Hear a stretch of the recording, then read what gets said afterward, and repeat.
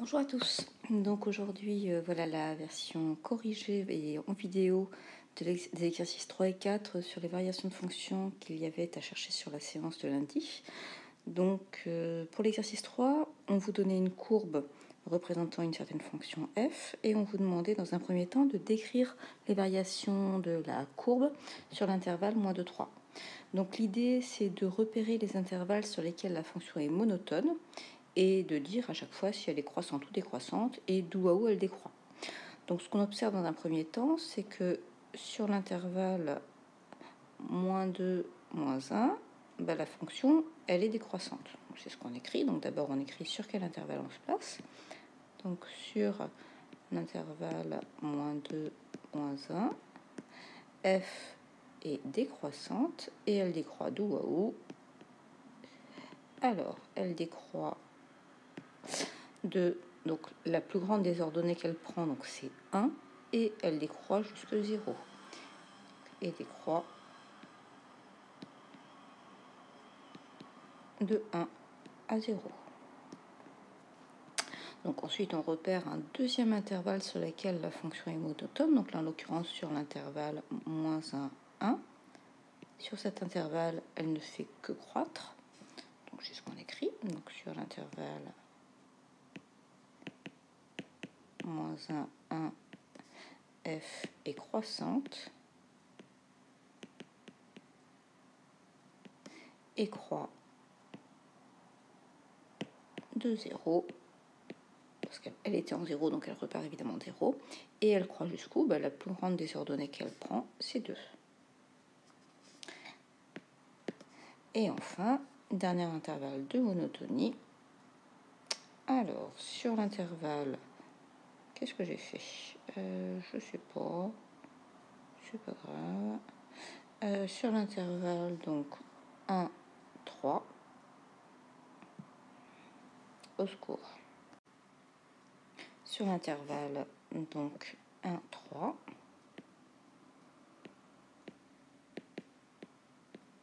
f est décroissante et décroît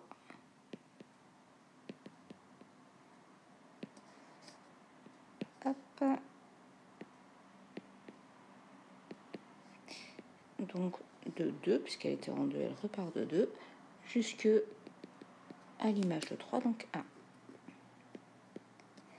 1. Hop, et donc là, on était sur le dernier intervalle de monotonie, 1, 3. Voilà, donc ça nous décrit les variations de la fonction. Maintenant, on vous demande de dresser le tableau de variation de cette même fonction. Et on va tout simplement traduire dans un petit tableau de variation les phrases qu'on a écrites.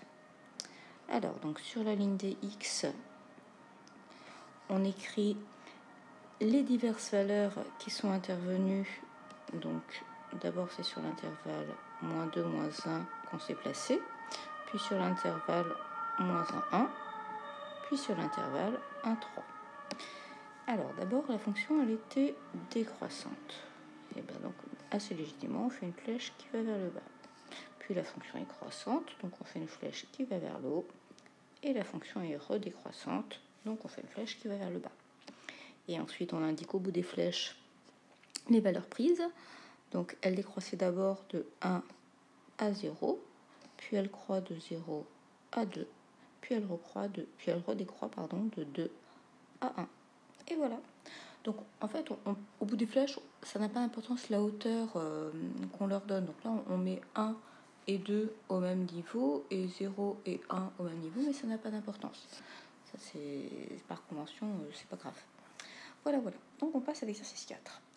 Alors, donc l'exercice 4, de quoi est-il question? Donc, pour l'exercice 4, on vous donne un tableau de variation et on vous demande de comparer certaines valeurs, certaines images de la fonction.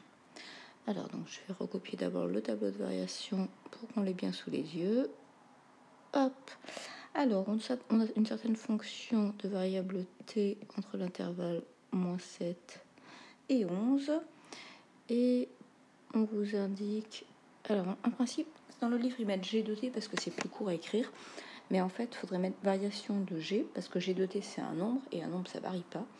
Et alors que variation de g, ça veut dire variation d'une fonction. Une fonction, elle, ça varie.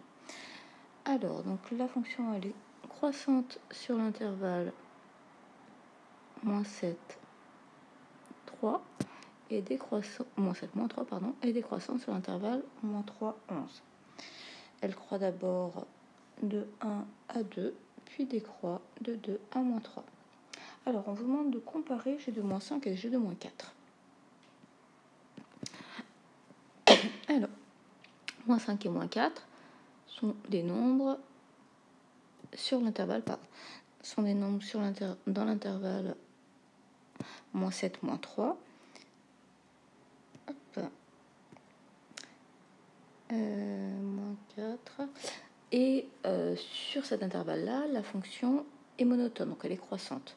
Donc si une fonction est monotone, croissante, elle conserve les images. Donc sur l'intervalle moins 7, moins 3, f est croissante, donc conserve les inégalités.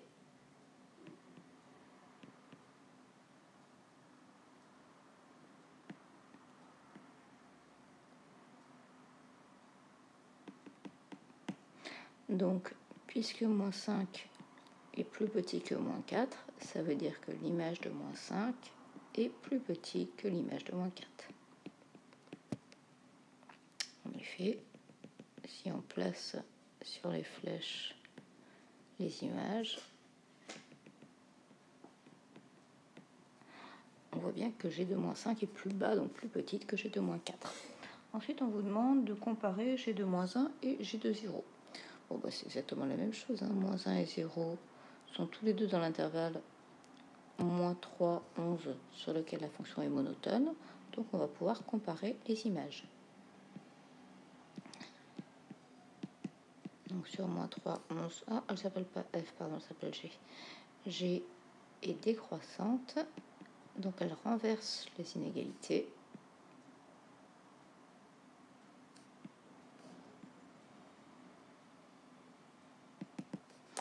Donc, on avait que moins 1 est strictement plus petit que 0.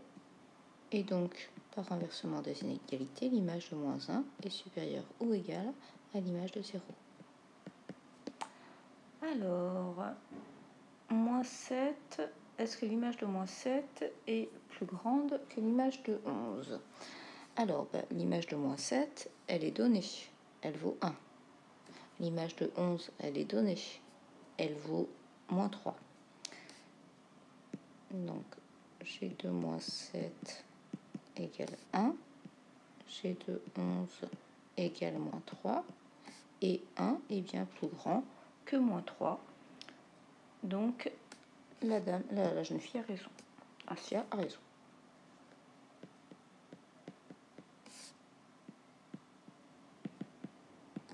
Et enfin, dernière question. On est certain que l'image de moins 4 et l'image de 5 sont telles que l'image de moins 4 est plus petite que l'image de 5. L'image de moins 4, elle est quelque part entre 1 et 2. L'image de 5 est quelque part entre 2 et moins 3.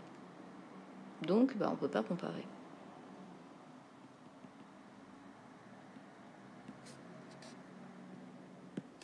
Donc, l'image de moins 4 est quelque part entre 1 et 2. L'image de 5 est quelque part entre moins 3 et 2. Mais rien ne permet de comparer ces deux nombres parce que la fonction elle n'est pas monotone sur un intervalle qui comprend moins 4, 5. Donc, du coup, je vais quand même devoir prendre une nouvelle page. On ne peut pas comparer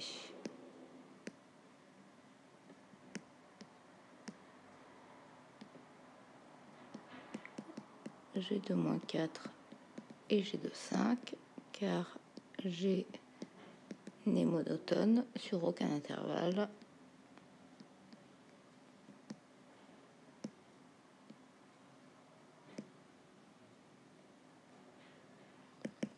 Comprenant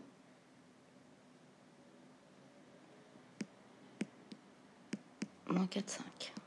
Et voilà, donc c'était tout ce qu'il y avait à faire. Donc je vous souhaite une excellente journée. Donc si vous avez des questions, évidemment, n'hésitez pas. Donc c'est vraiment un chapitre facile, hein, donc pas trop de soucis là-dessus. Bonne journée.